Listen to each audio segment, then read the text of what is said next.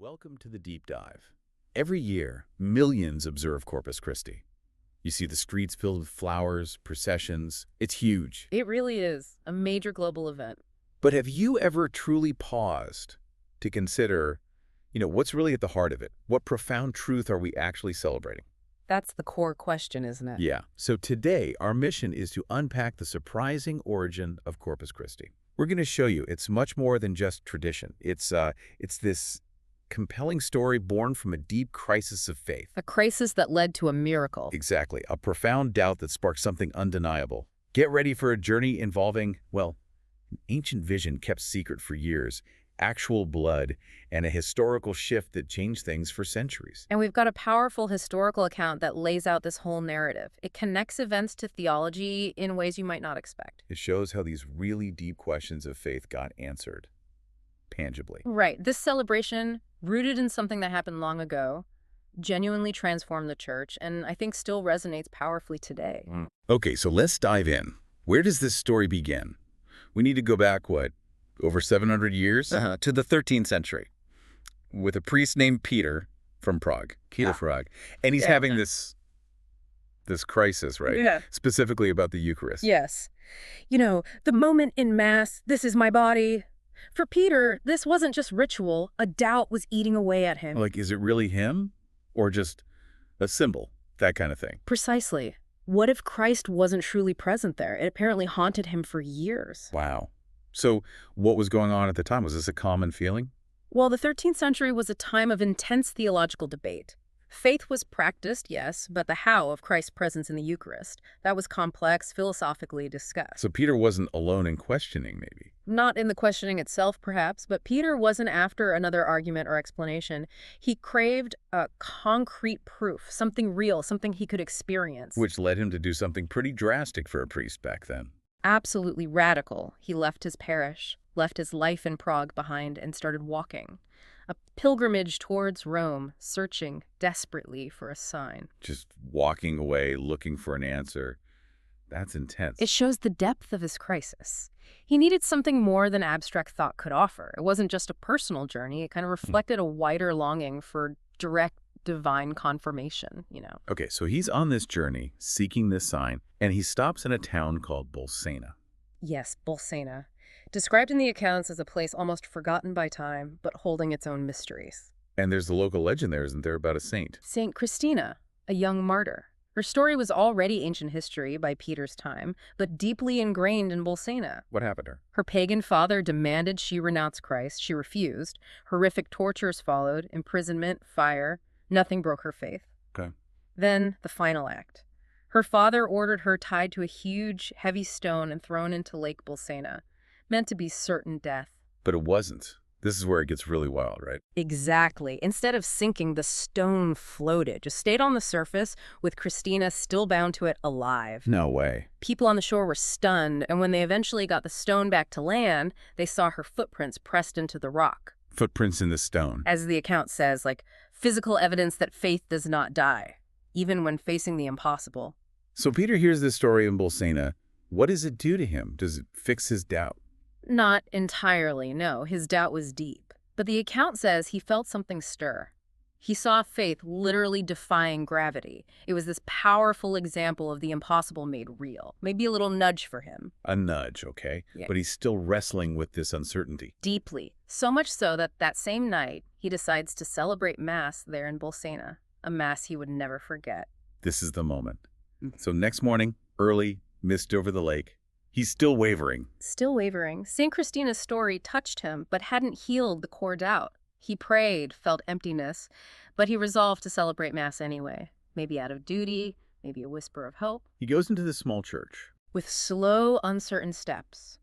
Prepares the altar, spreads the corporal, that linen cloth, Right. Places the chalice, takes the host, begins the prayers. His hands are trembling. Then comes the moment of consecration. Yes. He takes the host, lifts it, and with lips still uncertain, he speaks the words, "This is my body."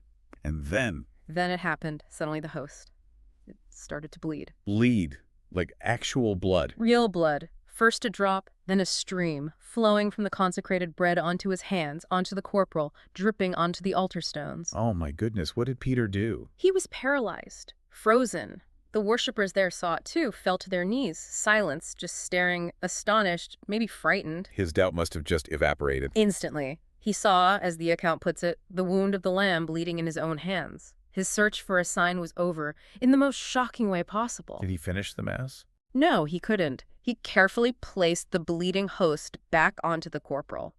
Still trembling, he walked towards the sacristy, and with each step, drops of blood fell onto the floor, leaving a trail, undeniable proof. Wow. So the abstract theological debate became intensely real right there in his hands. Completely, it cut through everything. The answer he walked miles for was delivered with overwhelming physical clarity. So what happens next? He can't just stay there. No, he didn't sleep. The next day, he took the blood-stained corporal, wrapped it very carefully, and left Bolsena. He headed for Orvieto. Why Orvieto? That's where the Pope, Urban IV, was residing at the time. Peter walked for days carrying this relic. He must have felt completely different. His heart pounding, surely. He didn't have a speech planned. He just carried, as the account says, a cloth stained with miracle and a truth that could not be silenced. So he gets to Orvieto, finds the Pope. He stands before Pope Urban IV, falls to his knees, unwraps the corporal, and tells him what happened. How does the Pope react? This must be unprecedented. The Pope listens intently, examines the blood-stained cloth, and then something clicks. A powerful realization hits him. What?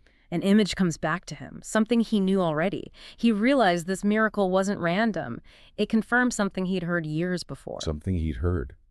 From who? From a nun. He realized a nun had, in a way, foretold this, someone nobody else had really listened to, except him, back when he was just a humble priest, long before becoming pope. Wait, hang on. A nun predicted this. This is another layer entirely. It is, and this synchronicity is just astonishing. We have to go back again and shift locations over 600 kilometers away in Liège, Belgium, Okay. to a convent where a young nun named Juliana had been having a recurring vision since she was just 16. A recurring vision. What did she see? She saw a white disc, brilliant and perfect, like the moon maybe, but with one flaw. On one side, there was a dark stain, an imperfection. A white disc with a dark spot. What did it mean? She didn't understand at first, prayed about it constantly. The image kept returning. Finally, she felt she understood. The disc represented the church, faith, the body of Christ in the Eucharist. Okay. The brilliant light of faith. And the dark spot, it represented an absence, a lack. Specifically, the lack of a dedicated feast day celebrating the joy and glory of Christ's real presence in the Eucharist. But wasn't there Holy Thursday? Yes, but Holy Thursday is tied to the Last Supper, the betrayal, the looming passion. It's sorrowful. Juliana believed Jesus wanted a different kind of celebration, luminous, joyful, focused on the living permanence of the Eucharist among us. The feast of pure celebration for the real presence. Exactly. But who would believe a young nun with a vision like that back then? That was her struggle. For 20 years, she mostly kept it quiet. When she finally shared it, she faced skepticism. Except for one person. Let me guess. A humble priest named Jacques Pantalon. Just a simple priest, not powerful, but he heard her story, her vision, and he believed it was significant. Jacques Pantalon. That name sounds familiar. It should, because time passed. Juliana died, her vision seemingly forgotten. But then, that same humble priest, Jacques Pantalon, Was elected Pope Urban V. bingo, the exact same man. So imagine, years later, he's pope, and Peter of Prague arrives, kneels before him, and unfolds a corporal stained with blood from a bleeding host. It all comes rushing back. The vision, the white disc, the dark spot. Everything. He saw Peter's miracle not just as an isolated event, but as a direct message from God. Blood confirming Juliana's decades-old vision. It was divine timing, a validation. That is absolutely incredible, the connection. Wow. So what does Pope Urban V do now? He has the proof, he has the backstory. He acts immediately. He summons the wisest and holiest theologians of the time, sends them straight to Bolsena. To investigate. To investigate everything. Examine the corporal, the altar stones where the blood dripped, interview the witnesses from the Mass, leave no stone unturned, literally. And their conclusion. Unanimous. The miracle Yeah. was real, undeniable. And the church then formally defines this. Yes, this event powerfully reinforced the understanding of transubstantiation. That term already existed, but this gave it concrete, miraculous backing. Defining that the bread and wine don't just symbolize, but become the body and blood of Christ. Correct. Not symbolically, but really, truly, substantially. directly countering the very doubt Peter had struggled with. It offered clarity and certainty. So the theologians head back to Orvieto with this confirmation. And news travels fast. By the time they get back, the whole town is buzzing. Crowds gather, wanting to see, wanting to believe. A spontaneous procession starts to form. People just start following them. Yes. And then Pope Urban V does something remarkable. He hears the delegation, with the relic, is approaching the city. What does he do? He comes down from his papal transport, walks humbly to the bridge entering the city, and there, in front of everyone, he kneels. The Pope kneels. Not before a king or an emperor, but before a piece of linen soaked with blood. That's a powerful image. Hugely significant. The people saw this humility, this reverence. They followed his lead. Singing started. And essentially, the Blessed Sacrament, the bloodstained corporal, was carried through the streets of Orvieto. So that was the very first Eucharistic procession. That's considered the origin, born from this miracle, this papal act of humility. It set the precedent for centuries. Every Corpus Christi procession echoes that day. It's a reminder that Christ is believed to be physically present, walking among the people. Exactly. Not just a past event, but a continuing presence. But Pope Urban knew this needed to be more than just a memory, right? More than just preserving the relic. Absolutely. Relics are powerful, stories are vital, but he wanted something enduring, embedded in the church's life. He decided to establish a new feast day. Corpus Christi. Yes. But he knew a date on a calendar isn't enough. A true feast needs adoration. It needs a voice. So he commissioned hymns. He gathered the greatest minds, theologians, poets, scholars.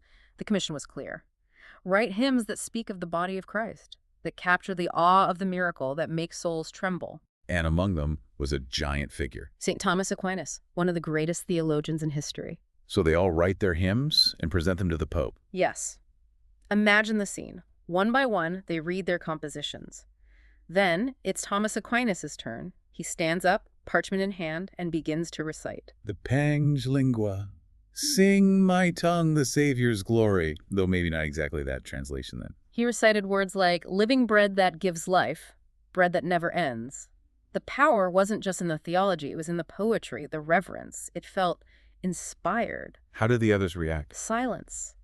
Complete silence. And then, one by one, the other theologians, poets, they lowered their eyes and tore up their own manuscripts. They just tore them up on the spot. Yes, they recognized that Thomas's hymn had captured something essential, something divinely touched that theirs hadn't. Wow. It became the official hymn for the new feast of Corpus Christi, and centuries later, it's still sung. Its power endures. That's one incredible legacy. What else came from this? You mentioned the corporal needing a home. Right. Pope Urban knew this sacred cloth couldn't just be stored away. It needed a place of honor, a testament. So he ordered the construction of a magnificent cathedral in Orvieto. The Duomo of Orvieto. Exactly. Work began around 1290. It wasn't just designed as a church, but as a monumental reliquary. Everything. The gold mosaics, the sculptures telling the story, the light inside, all designed to culminate in housing the corporal of Bolsena. A throne for the miracle. The throne for the miracle. And it's still there today, one of the most venerated Eucharistic relics in the world. So the feast is established, the hymn is written, the cathedral is built. Does the celebration spread quickly? It does. News of the miracle and the new feast crosses borders. Italy, then France, Germany, Spain. Soon, much of Europe is celebrating Corpus Christi. With processions, like the first one in Orvieto. Yes, elaborate processions, the Blessed Sacrament carried in beautiful monstrances, streets decorated, people worshiping publicly. For a long time, it wasn't just one day, but an octave, 8 full days of celebration. 8 days. That's significant. It really cemented the doctrine of the real presence in the popular imagination and devotion. It became visible, tangible, celebrated. Of course, this very doctrine remained a point of discussion and division later, especially during the Reformation. Right. So this event and feast firmly established the belief for Catholics, later confirmed by the Council of Trent, stating Christ is present, body, blood, soul, and divinity in the host. Precisely. It shifted from being just a theological point to being a central, visible, celebrated reality for millions. So bringing it to today, what's the core takeaway? Well, it's vital to remember that while this belief is central for many, interpretations do vary. Some Christian traditions view the Eucharist as primarily symbolic. But for those who hold to the real presence, like Peter eventually did, This history provides a powerful foundation. it does. And it circles back to the words of Jesus himself. He was pretty direct, wasn't he? I am the living bread that came down from heaven. Whoever eats this bread will live forever. And when people doubted, he didn't backtrack. He doubled down. Very truly, I tell you, unless you eat the flesh of inescapably man and drink his blood, you have no life in you. Strong words. Very strong, almost confronting. The point being underscored for believers in the real presence is that the Eucharist isn't just remembering something. It's encountering someone, Jesus, whole and alive. Whoever eats my flesh and drinks my blood remains in me, and I in them. It's about union. A covenant, as you said earlier, sealed with love, as he instituted at the Last Supper. This is my body given for you. Do this in remembrance of me. What an incredible story arc. From one priest's agonizing doubt To a miracle that ripples through centuries. a secret vision finally understood, papal actions, hymns that last forever, a cathedral built for a cloth. It really makes you see Corpus Christi differently, doesn't it? Not just flowers and processions. Far from it. There's such depth there. What part of this whole narrative stands out most to you, thinking about it now? Is it Peter's initial struggle?